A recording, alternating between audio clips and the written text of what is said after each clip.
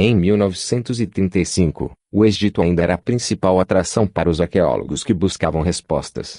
Não se passou mais de uma década desde que o egiptólogo britânico Howard Carter descobriu a tumba de Tutancâmon em 4 de novembro de 1922, que havia permanecido quase imperturbada por mais de 3.000 anos. No entanto, essa é outra história incrível ainda a ser investigada. No entanto, agora, nossa atenção está voltada para a última tentativa de esconder a verdadeira história antiga de uma civilização desconhecida que nos deixou grandes maravilhas acima e abaixo das areias do Planalto de Gizé, antiga cidade perdida desenterrada no Egito. As primeiras notícias de uma cidade secreta chegaram ao World Press na primeira semana de março de 1935. Em julho daquele ano, muito mais foram encontradas e o Sunday Express publicou um artigo de Edward Armitage, que acabara de voltar do Egito para a Inglaterra, onde ele assistiu à escavação de uma antiga cidade egípcia que então se pensava ter datado de 4.000 anos atrás. Silêncio da mídia. Então veio o silêncio, como se todos os egiptólogos vivos tivessem perdido todo o interesse por esta maravilhosa metrópole subterrânea. Todos os seus artigos durante os anos seguintes foram centrados em tumbas de rainhas e flechas que haviam se afundado profundamente no solo para sepulturas em algum momento durante a 24ª dinastia, que foi de 732 a.C. a 716 a.C. É muito estranho que uma descoberta tão imensa de uma cidade subterrânea inteira datando de pelo menos 4.000 anos tenha sido ignorada completamente em favor de uma dinastia de período tardio que quase passou sem aviso prévio. Negação de descobertas anteriores. Isso foi há cerca de 80 anos e hoje nós deparamos com uma parede de blocos de granito roça semelhante, na pessoa do ex-ministro de Estado para Assuntos de Antiguidades, Zahi Hawass, que ocupou esse cargo até a Revolução do Egito em 2011, que derrubou Hosni Mubarak, e também encerrou o reinado controverso de Hawass como chefe supremo de todas as antiguidades do Egito. No entanto, ela ainda tem seu dedo na torta, por assim dizer.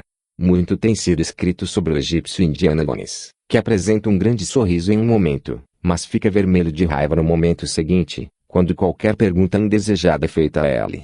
Esse lado de seu personagem está bem documentado no livro de Robert Bauval e Ameisman, Breaking Time Horuf Haven. No entanto, tal temperamento não explica devidamente por que Zahi Hawass anunciou tão publicamente que não há nada abaixo da esfinge, nem um túnel ou uma única câmara, quando há muitas fotos dele entrando nos poços descendentes da cabeça do esfinge e outra na parte traseira do corpo do leão. Devemos esquecer completamente o que vimos várias vezes no passado e aceitar tais negações sem questionar. Declarações contradizem as evidências fotográficas. Aparentemente, ela ignorou tais indagações de túneis escondidos sob o Planalto de Gizé e câmaras sob a esfinge, dizendo que não era possível olhar mais fundo, pois as câmaras estavam bloqueadas ou cheias de água. Esse pode muito bem ser o caso, embora possamos ver em uma das fotos que mostra um eixo posterior descendente do lado da esfinge que o chão lá embaixo está bastante seco.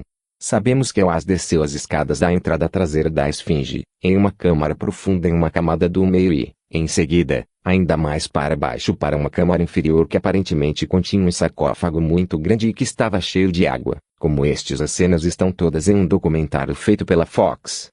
É difícil imaginar como ele poderia pensar que mais tarde negaria tudo o que havia realizado anteriormente. Um buraco na cabeça da esfinge. Por volta de 1798, Vivante Denon gravou uma imagem da esfinge, embora ele não a tivesse copiado muito bem. No entanto, ele sem dúvida sabia que havia um buraco no topo de sua cabeça, pois ele havia desenhado a imagem de um homem sendo puxado para fora. Um esboço dificilmente pode ser usado como prova, mas na década de 1920 uma foto aérea da esfinge tirada de um balão de ar quente mostrou que existe essa abertura no topo de sua cabeça. O enigma da cabeça da esfinge parece bastante claro a partir dos materiais de construção totalmente diferentes e da cor da cabeça da esfinge, que acreditamos não ser rocha, mas algum tipo de substância feita pelo homem em comparação com seu calcário e corpo erodido, que a cabeça e a face da esfinge devem ter foi alterado de sua forma original muito tempo depois que o monumento foi esculpido pela primeira vez. Quase não há erosão na cabeça em comparação com o corpo. Os lados do calcário são bastante lisos e só precisamos olhar para a criatura mítica para perceber a cor mais clara do corpo em comparação com a escuridão da cabeça. De acordo com Tony Busby em seu The Secret in the Bible, um cilindro sumério mal fragmentado conta uma história que poderia facilmente ser interpretada como tendo acontecido em Gizé envolvendo uma besta que tinha uma cabeça de leão com uma entrada de túnel escondida pela areia. Tudo agora aponta para o corpo da esfinge tendo sido esculpido em pedra natural quando havia chuvas fortes frequentes, e isso nos leva de volta ao mesmo tempo que Robert Bauval e Robert Schoch calcularam para a construção das pirâmides do cinturão de Orion, ou seja, cerca de 10.450 BC. Duas esfinges.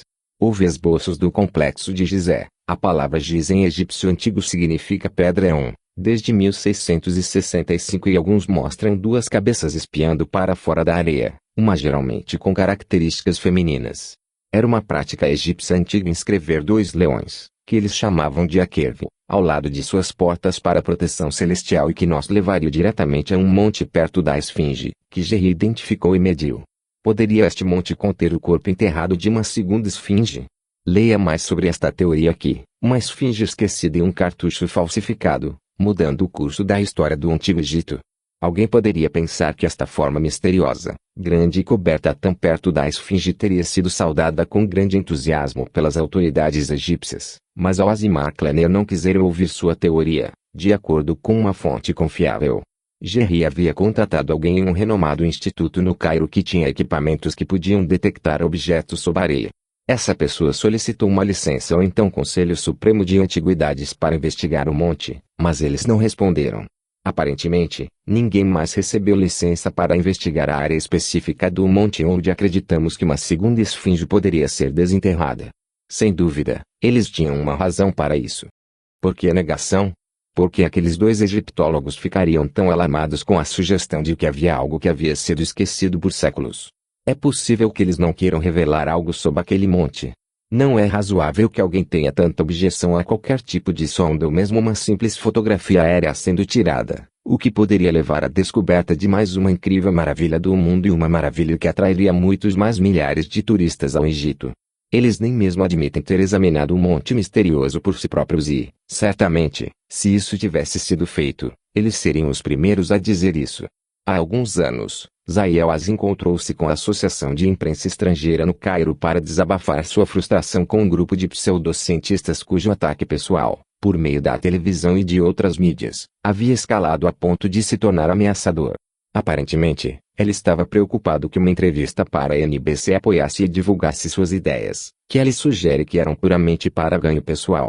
Ele aparentemente disse em um comunicado: "Quero falar sobre coisas que não fazem sentido." Seu gesto expressou sua crescente frustração com o que ele comumente classificou como piramidiotas, aqueles com pontos de vista em grande divergência com a comunidade científica estabelecida. Eles estão dizendo que escavações secretas estão acontecendo ao redor da esfinge e não estão sendo reveladas. Definitivamente, não é assim. Zahi Hawass não é apenas um grande showman e provavelmente o homem mais experiente do mundo sobre o Egito Antigo. Ele também conquistou muito para promover o turismo em seu país. No entanto, ele parece ter uma agenda, que é manter o entendimento convencional da história egípcia antiga, não importa quantas novas descobertas contradigam o que atualmente se acredita ser verdade.